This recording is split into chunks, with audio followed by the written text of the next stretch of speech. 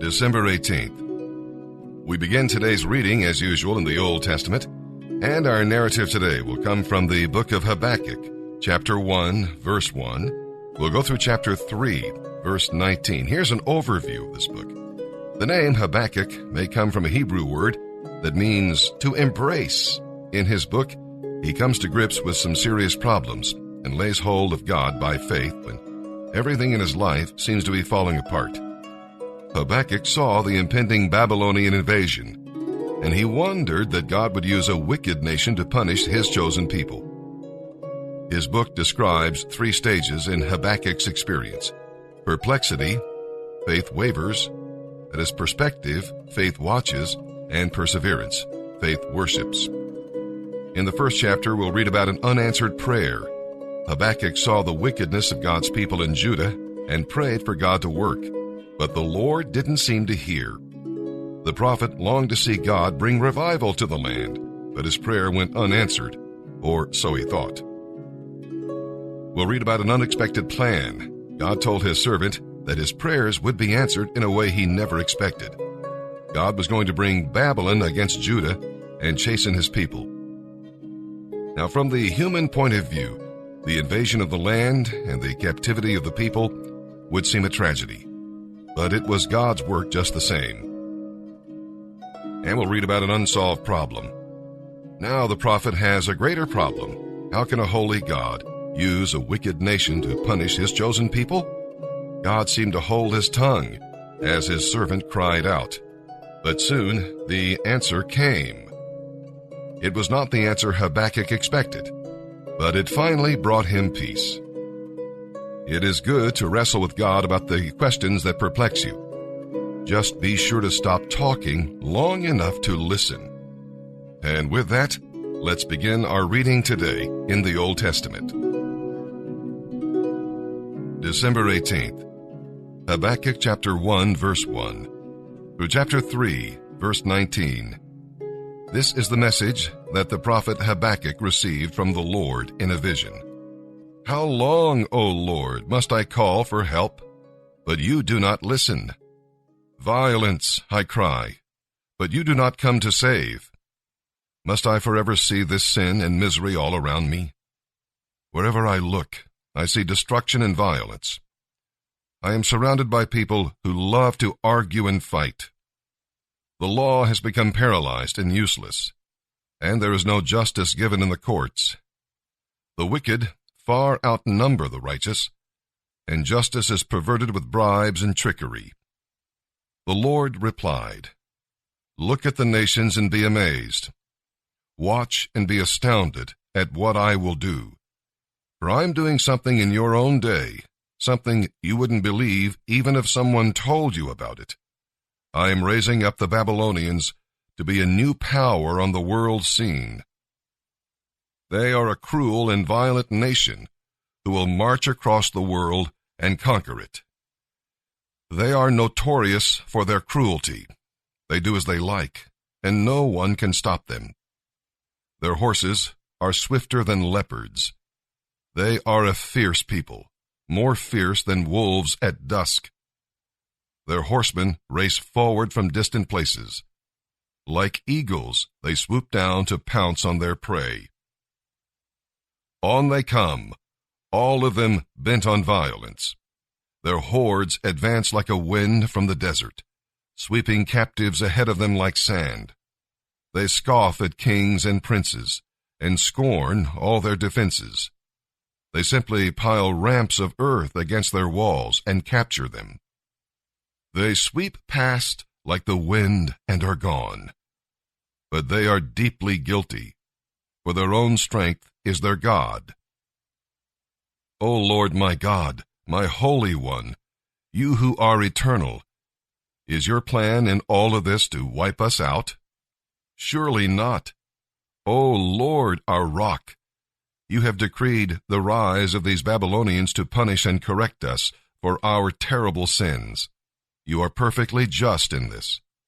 But will you, who cannot allow sin in any form, stand idly by while they swallow us up? Should you be silent while the wicked destroy people who are more righteous than they? Are we but fish to be caught and killed? Are we but creeping things that have no leader to defend them from their enemies? Must we be strung up on their hooks and dragged out in their nets while they rejoice? Then they will worship their nets and burn incense in front of them. These nets are the gods who have made us rich, they will claim. Will you let them get away with this forever? Will they succeed forever in their heartless conquests? I will climb up into my watchtower now and wait to see what the Lord will say to me and how he will answer my complaint. Then the Lord said to me, "Write my answer in large, clear letters on a tablet, so that a runner can read it and tell everyone else. But these things I plan won't happen right away. Slowly, steadily, surely, the time approaches when the vision will be fulfilled. If it seems slow, wait patiently, for it will surely take place. It will not be delayed. Look at the proud. They trust in themselves, and their lives are crooked, but the righteous will live by their faith. Wealth is treacherous, and the arrogant are never at rest. They range far and wide, with their mouths opened as wide as death. But they are never satisfied.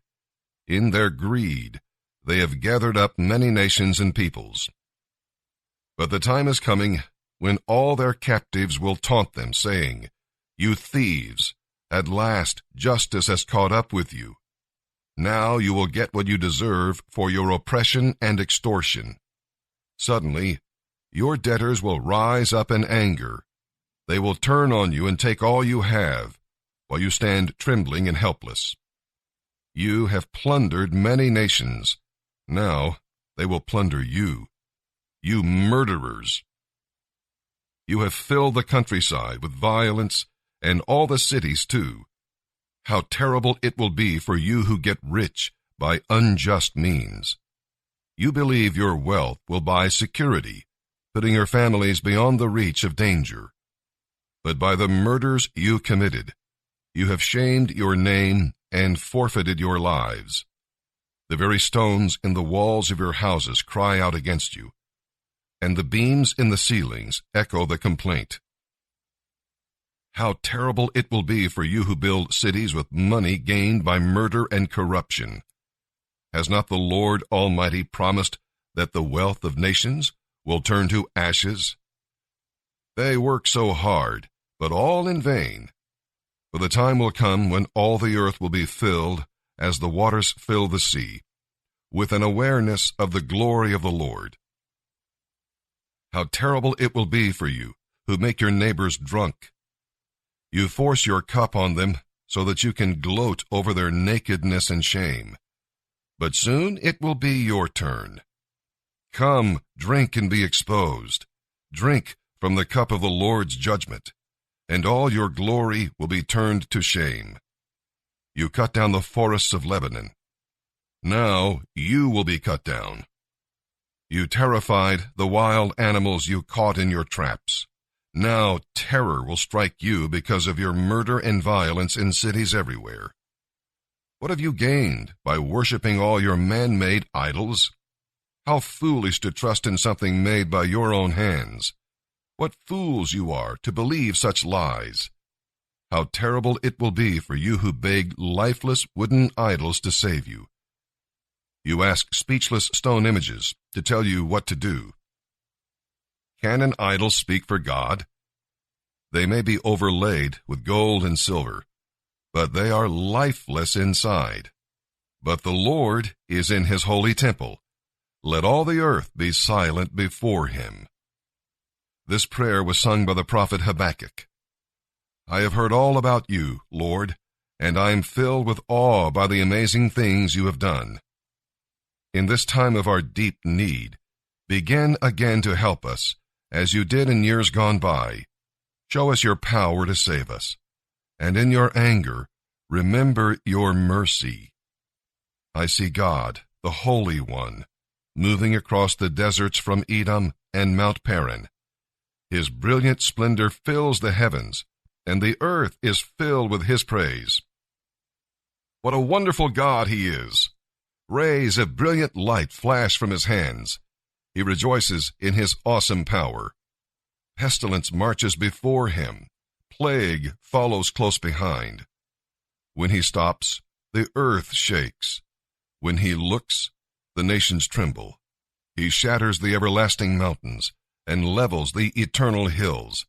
But his power is not diminished in the least. I see the peoples of Cushan and Midian trembling in terror. Was it in anger, Lord, that you struck the rivers and parted the sea? Were you displeased with them?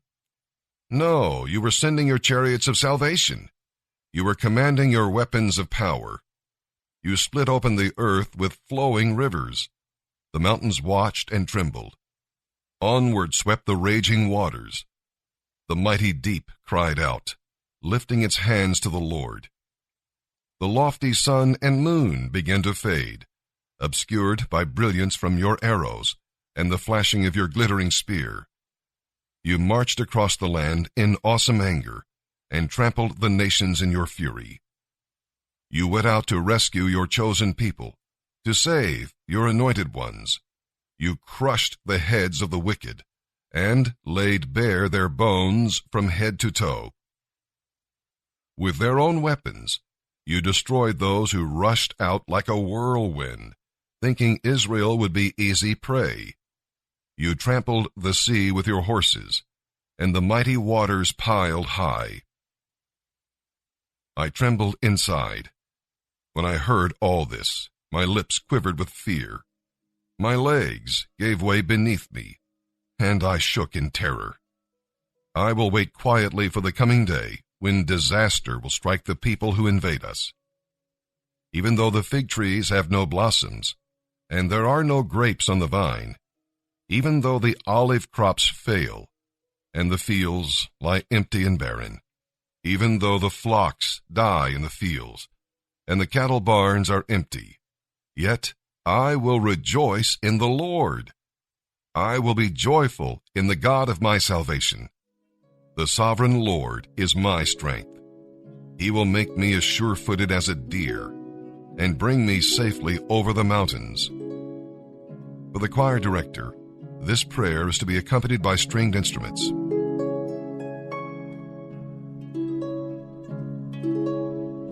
December 18th, Revelation chapter 9, verses 1 through 21. Then the fifth angel blew his trumpet, and I, John, saw a star that had fallen to earth from the sky, and he was given the key to the shaft of the bottomless pit. When he opened it, smoke poured out, as though from a huge furnace, and the sunlight and air were darkened by the smoke. Then locusts came from the smoke and descended on the earth, and they were given power to sting like scorpions. They were told not to hurt the grass or plants or trees, but to attack all the people who did not have the seal of God on their foreheads. They were told not to kill them, but to torture them for 5 months with agony like the pain of scorpion stings. In those days, people will seek death, but will not find it. They will long to die, but death will flee away. The locusts looked like horses armed for battle. They had gold crowns on their heads, and they had human faces. Their hair was long, like the hair of a woman, and their teeth were like the teeth of a lion.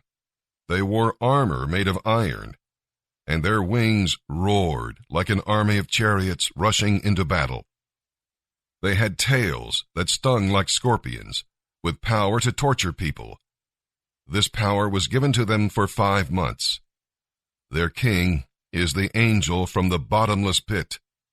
His name in Hebrew is Abaddon, and in Greek, Apollyon, the destroyer. The first terror is past, but look, 2 more terrors are coming. Then the 6th angel blew his trumpet, and I heard a voice speaking from the 4 horns of the gold altar that stands in the presence of God. And the voice spoke to the 6th angel who held the trumpet. Release the 4 angels who are bound at the great Euphrates River. and the 4 angels who had been prepared for this hour and day and month and year were turned loose to kill 1/3 of all the people on earth. They led an army of 200 million mounted troops. I heard an announcement of how many there were. And in my vision, I saw the horses and the riders sitting on them. The riders wore armor that was fiery red and sky blue and yellow. The horses' heads were like the heads of lions, and fire and smoke and burning sulfur billowed from their mouths. 1/3 of all the people on earth were killed by these 3 plagues, by the fire and the smoke and burning sulfur that came from the mouths of the horses. Their power was in their mouths, but also in their tails, for their tails had heads like snakes, with the power to injure people. But the people who did not die in these plagues still refused to turn from their evil deeds. They continued to worship demons and idols made of gold, silver, bronze, stone, and wood, idols that neither see nor hear nor walk. And they did not repent of their murders or their witchcraft or their immorality or their thefts. Psalm 137, verses 1 through 9. In his chapter-by-chapter Bible commentary, Warren Wiersbe says this psalm came out of Israel's exile in Babylon, and it can serve as an inventory of your spiritual life today. In other words, what makes you weep? The Jews wept as they remembered the past, but they did not weep over their sins. They wept because their sins had caught up with them, not because they had sinned. And what makes you sing? They lost their song, so they hung up their harps. David had a similar experience. Can you sing praises to God in a difficult place? Can you praise the Lord at all times? And what makes you yearn? What is the ache in your heart? What do you long for more than anything else? Is it God's will? What makes you angry? God had promised to judge Babylon, so they were praying in His will, but the note of anguish is missing. See, if you love the Lord, you must hate evil, but leave the judgment to the Lord. Psalm 137, verses 1 through 9. Beside the rivers of Babylon, we sat and wept as we thought of Jerusalem. We put away our lyres, hanging them on the branches of the willow trees. For there our captors demanded a song of us. Our tormentors requested a joyful hymn. Sing us one of those songs of Jerusalem. But how can we sing the songs of the Lord while in a foreign land? If I forget you, O Jerusalem, let my right hand forget its skill upon the harp. May my tongue stick to the roof of my mouth if I fail to remember you, if I don't make Jerusalem my highest joy. O Lord, remember what the Edomites did on the day the armies of Babylon captured Jerusalem. Destroy it, they yelled. Level it to the ground. O Babylon, you will be destroyed. Happy is the one who pays you back for what you have done to us. Happy is the one who takes your babies and smashes them against the rocks. Proverbs 30, verse 10. Never slander a person to his employer. If you do, the person will curse you, and you will pay for it.